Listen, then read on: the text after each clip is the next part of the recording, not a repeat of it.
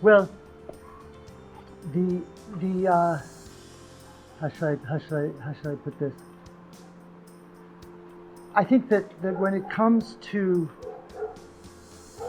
the nature of the human and human being, we really can't take for granted at the outset that we know what we're talking about. So for there to be a satisfactory biology of the human, we need to think at many different levels about what the human even is. We have to think about the nature of life, we think about the nature of culture, human values. So in a way, the project of developing an adequate biological conception of the human is a philosophical problem, which neuroscience and biology can directly contribute to.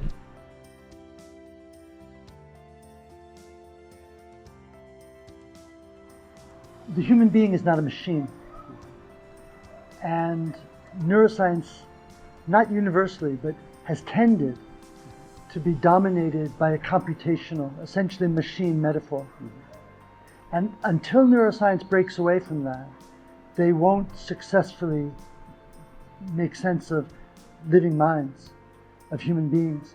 And moreover, they run the risk of diminishing the ethical significance of the difference between mind and machine.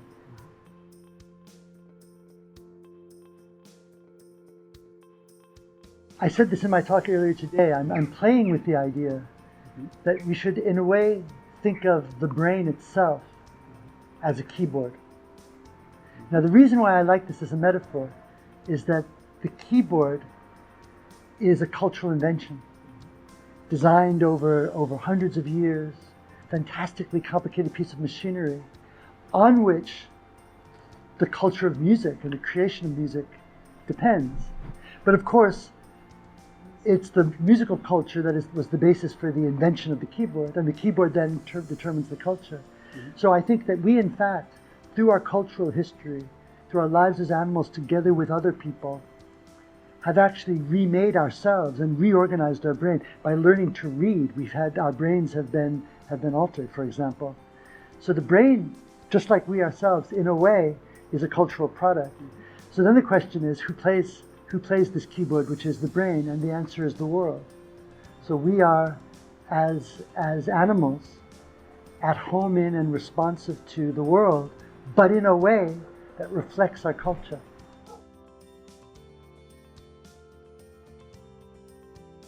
Yeah, I think the kind of opportunity that CINET is providing is really immeasurably important.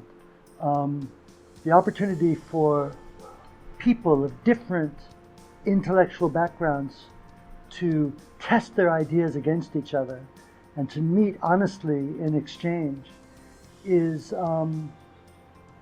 essential. Why? Because the questions that the neuroscientists are asking and the questions that the philosophers are asking are actually the same questions. And yet if they do it in different silos or in different cities, then they're actually going to be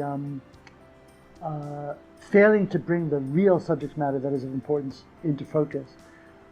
I think that philosophy needs neuroscience and neuroscience needs philosophy.